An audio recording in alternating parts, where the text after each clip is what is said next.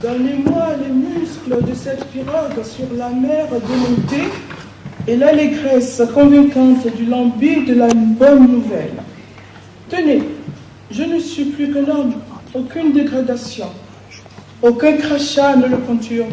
Je ne suis plus qu'un homme qui accepte n'ayant plus de colère. Il n'a plus dans le cœur que de l'amour immense et qui brûle. J'accepte, entièrement, sans réserve. Ma race qu'aucune ablution d'hysope et de glisse mêlée ne pourrait purifier, ma race rongée de macules, ma race raisin mûr pour pieds ma reine des crachats et des lèpres, ma reine des fouets et de scrofules, ma reine de spasmes et de cloismes. Oh, ces reines que j'aimais jadis au jardin printanier et lointain, avec derrière l'illumination de toutes les bougies des marronniers. J'accepte. Et le nègre fustigé qui dit « Pardon, mon maître ». Et avec 9 coups de fouet légal, et le cachot de 4 pieds de haut, et le carcan en branche, et le jarret coupé à mon audace marronne, et la fleur de lys qui flue du fer rouge sur le gras de mon épaule, et la niche de Monsieur Voltier Maillancourt, où j'avoyais 6 mois de caniche, et Monsieur Braffin, et Monsieur de Fourniau, et Monsieur de Mahaudière, et le pian, le molosse, le suicide, la promiscuité, le brodequin, le sceptre, le chevalet, la cipe, le frontal. Tenez, suis-je assez humble? Ai-je assez de cale au genou, de muscles au rein, ramper dans les boues, s'arc-bouter dans le gras de la boue, portée, sol debout, horizon debout, ciel debout, mort debout. Oh, non à réchauffer dans la paume d'un souffle fiévreux. Siméon Pinikin, qui ne s'était jamais connu ni père ni mère, qu'aucune mairie n'a jamais connu, et qui toute une vie s'en était allé, cherchant son nom grand Vorka. Celui-là, je sais seulement qu'il est mort, broyé par un soir de récolte.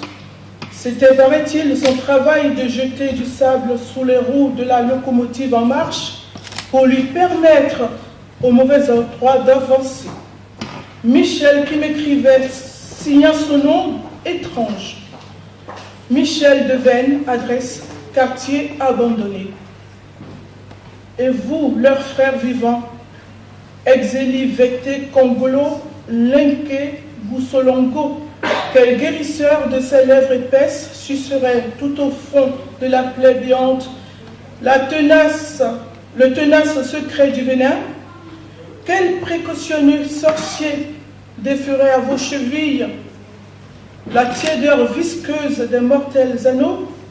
Présence, je ne ferai pas avec le monde ma paix sur votre dos. Îles cicatrices des os, îles évidences de blessures, îles miettes, îles informes, îles mauvais papier déchiré sur les os, îles tronçons côte à côte, fichés sur l'épée flambée du soleil. Raison rétive, tu ne m'empêcheras pas de lancer absurde sur les eaux au gré des courants de ma soif. Votre forme, île difforme, votre fin, mon défi. Îles annulées, unique carène belle, et je te caresse de mes mains d'océan, et je te vire de mes paroles alizées, et je te lèche de mes langues d'algues, et je te cingle hors filibuste. Ô mort, ton palu pâteux, naufrage ton enfer de débris, j'accepte. Au bout du petit matin, flaques perdues, parfums errants, ouragans échoués, coques dématées, vieilles plaies, os pourris, buées, volcans enchaînés, morts mal racinés, criers amers, j'accepte. et mon originale géographie aussi. La carte du monde faite à mon usage, non pas teinte aux arbitraires couleurs des savants, mais à la géométrie de mon sang répandu, j'accepte. Et la détermination de ma biologie, non prisonnière d'un angle facial, d'une forme de cheveux, d'un nez suffisamment aplati, d'un teint suffisamment mélanien, et la négritude, non plus un indice céphalique, ou un plasma, ou un soma, mais mesuré au compas de la souffrance.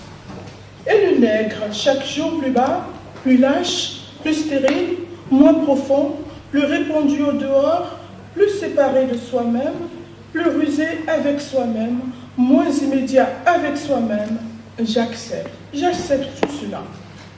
Et loin de la mer, du palais qui déferle sous la zizigie suppurante des ampoules merveilleusement couchées, le corps de mon pays dans le désespoir de mes bras, ses os ébranlés et dans mes veines, le sang qui hésite comme la goutte du lait végétal à la pointe blessée du bulbe.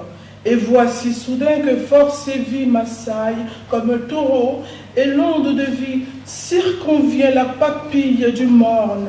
Et voilà toutes les veines et vénules qui s'affairent au sang neuf, et l'énorme poumon des cyclones qui respirent, et le feu thésaurisé des volcans, et le gigantesque poule sismique qui bat maintenant la mesure d'un corps vivant en forme embrasement.